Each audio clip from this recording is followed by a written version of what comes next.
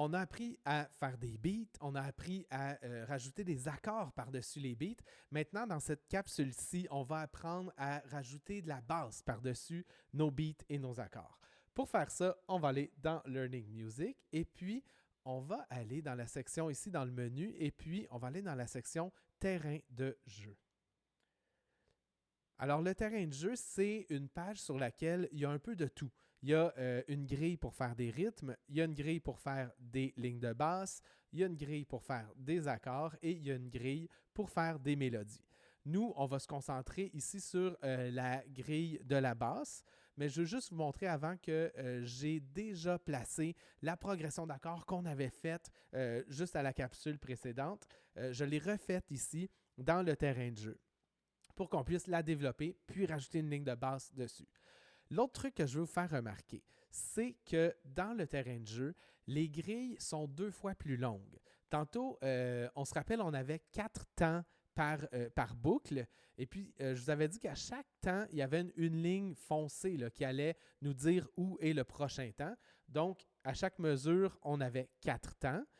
Un temps ici, 2 temps, 3 temps, 4 temps. Puis même la couleur de fond va devenir différente pour nous montrer qu'il y a une nouvelle mesure de 4 temps qui commence ici.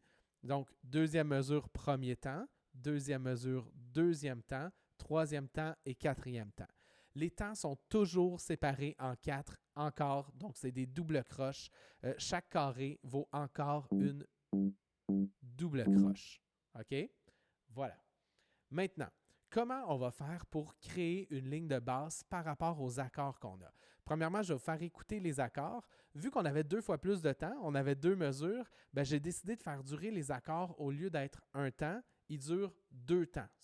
Ils sont 2 fois plus longs. Fait que si je fais jouer ça,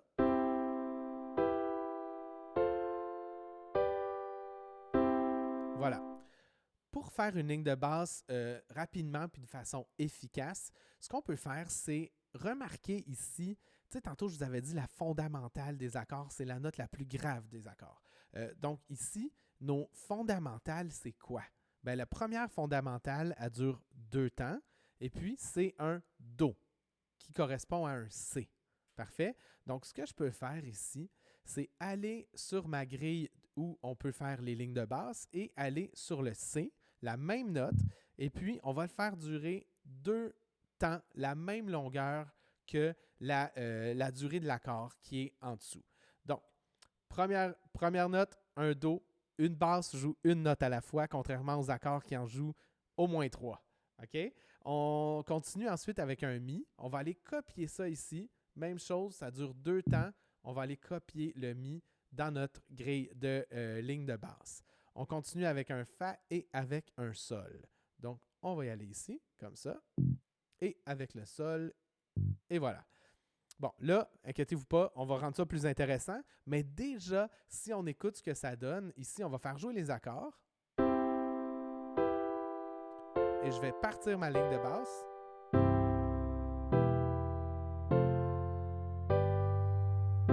On voit que ça suit. Écoutez bien la basse, c'est grave. Voilà.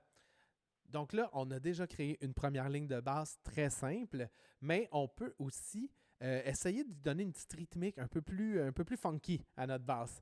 Pour faire ça, ce que je vous conseille de faire, c'est de vous rappeler la ligne était où ici. Là, je l'ai fait disparaître en cliquant dessus.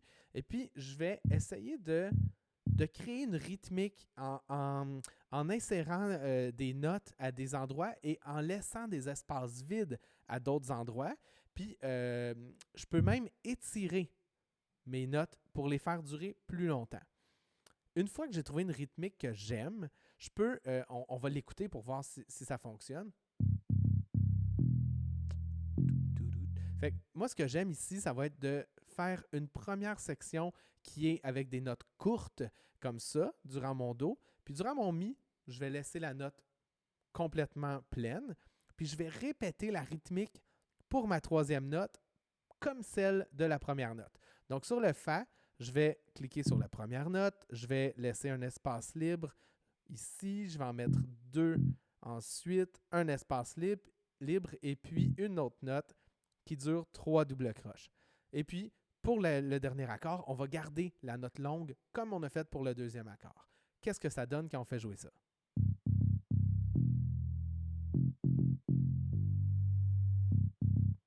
Déjà, je trouve ça vraiment plus intéressant. Fait que si je pars mes accords et on part la basse,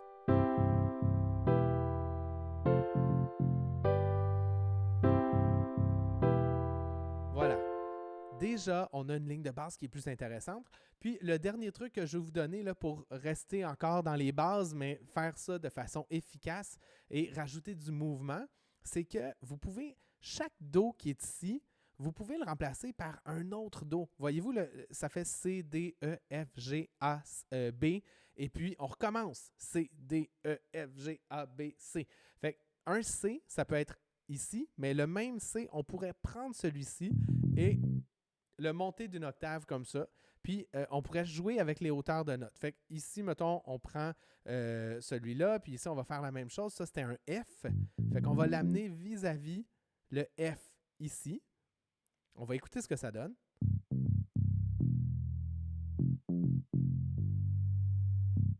Voilà. Fait que ça, on fait jouer nos accords.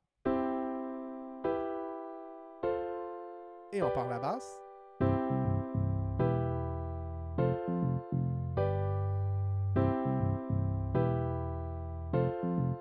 Et voilà. Maintenant, c'est à vous. Allez-y, faites votre ligne de basse et on se rejoint à la prochaine capsule.